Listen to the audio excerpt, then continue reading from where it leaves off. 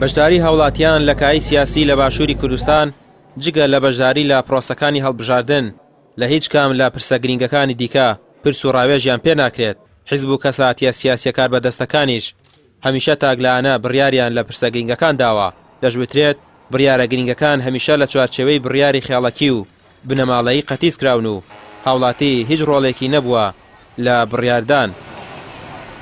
تاکو ساش ئێمە مەسەلەی سیاسی و حیزبی سیاسی و دەستگا سیاسیەکان وەکو خێڵێک تەماشاکەن کە سەرۆکەکە قسەیەکی کەلیترە بێوانی کە جۆڕایاڵی بن و ئەو هەموو هەوڵانی ئێمەمانێ بە ئەمانەی ئەو حاڵەتەکە کەم بکەینەوە بتوانین ئەو بەشداری خێڵەکێ لە پرۆسی سیاسیە کەم بکەینەوە و تاکو نەگەینە دیموکراسی ڕاستەوخۆ ناتوانین قسە لەسەر بکەین هاوڵاتی بەشداری پێ بکەین لەو پرۆسانە بۆ لەبەرەوەی کۆمەڵی کەسی سیاسی پیان وایە ئەوان نتوانن لە جیاتی هەمومان بڕیار بن کەمە هەڵەیەکی کوشندێ لە هەموو دنیا بەتایبەتی لە دنیای دیموکراتیا شتیوانێتەوە بە تاقی تەنیا لە شوێنێکا بڕیار بێ.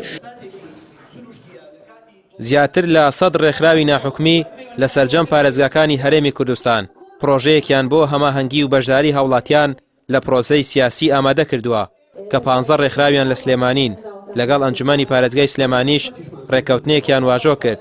ڕێکخراوە ناحوکمیەکان دەیانەوێت لە ڕێگەی ئەنجومەنی پارێزگای سلێمانیەوە ئەو دەرچەیە بکەنەوە بەڕووی هاوڵاتیان و پرۆژەیەک ئامادە کراوە بۆ هەماهەنگی و لێکتێگەیشتن. پرۆژەیەکمان ئامادە کردووە پرۆژەی هەماهەنگی لە نێوان ئەنجومەنی پارێزگای سلێمانی و ڕێکخراوەکانی کۆمەلگەی مەدەنی کە لە ڕێی ئەم پرۆژەیەوە ئەتوانین ئێمە هەماهەنگیەکی زیاتر لەگەڵ ئەنجومەنە بکەین و ڕێکخراوەکان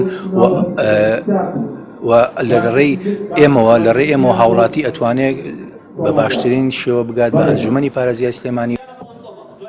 بە بڕوای ئەو ڕێکخراوانەی بەو پرۆژەیە هەڵساون دەبێت لەمە بەدووە هەموو ناوەندە گرنگەکانی بڕیاردان پرس و ڕاوێژی هاوڵاتیانیشی لەگەڵدا بێت بە تایبەت لەو پرسانەی کە پەیوەندیان بە بەرژەوەندی گشتیەوە هەیە هەنگاویش دەنن بۆ کردنەوەی ئەو ڕێگە داخراوانەی کە تا ئێستا هاوڵاتی لی داوە و نەیانتوانیوە بیکەنەوە.